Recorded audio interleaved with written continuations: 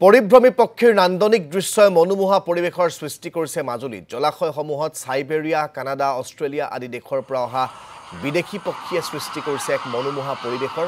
কিন্তু একাংশ দুষ্ট প্ৰকৃতিৰ লোকে বিষাক্ত দ্ৰব্য প্ৰয়োগ কৰি এই পৰিভ্ৰমী পক্ষীসমূহ নিধন কৰাৰ চেষ্টা চলোৱাৰ অভিযোগ উত্থাপিত হৈছে, যাৰ বাবে বন বিভাগে পক্ষী বিচৰণৰ অঞ্চলসমূহত পহৰাৰ ব্যৱস্থা কৰিছে। এই সময়ছোৱাত মাজুলীত আলহী পক্ষীৰ এনে দৃশ্য উপভোগ কৰিবলৈ বিদেশৰ পৰ্যটকে ভিৰ কৰিছেহি।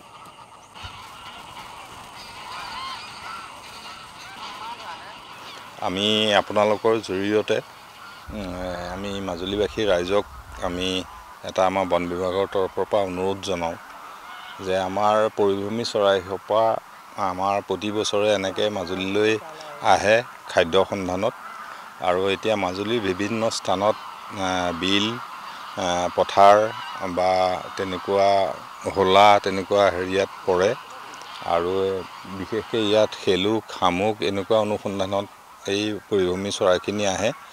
আৰু এই চৰাইখিনি আহে যে আমাৰ ইয়াত এটা আমাৰ গৌৰৱৰো বিষয়, কাৰণ এই চৰাইখিনি মাজুলীতে যিখিনি আমাৰ দেশ বিদেশৰ যিখিনি পৰ্যটক আহে, পৰ্যটকখিনিয়ে চোৱা চিতা কৰে, আমাৰ মাজুলীৰ কাৰণে গৌৰৱৰ বিষয়। আৰু আমি আপোনালোকৰ জৰিয়তে এটাহে ৰাইজক অনুৰোধ জনাওঁ, কিছুমান দুষ্ট প্ৰকৃতিৰ মানুহে ইয়াত দৰৱ দি পেলাই এই চৰাইখিনি নিধন কৰি খাদ্য হিচাপে ব্যৱহাৰ কৰিবলৈ বিচাৰে, সেইখিনি যাতে একেবাৰে নাইকিয়া হয়।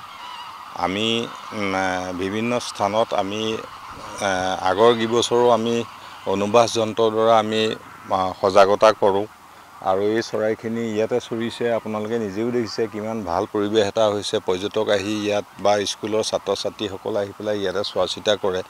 কিন্তু কিছুমান পৰিৱেশ বিনষ্ট কৰা মানুহক আমি দিনে ৰাতি আমি মাজুলী বন বিভাগৰ কৰ্মীসকলে আমি চোৱা চিতা কৰি আছোঁ, তাৰ মাজতো অন্যায় কৰে। সেইখিনি বন বিভাগক যাতে ৰাইজৰ ফালৰ পৰাও সহযোগিতা আগবঢ়ায়।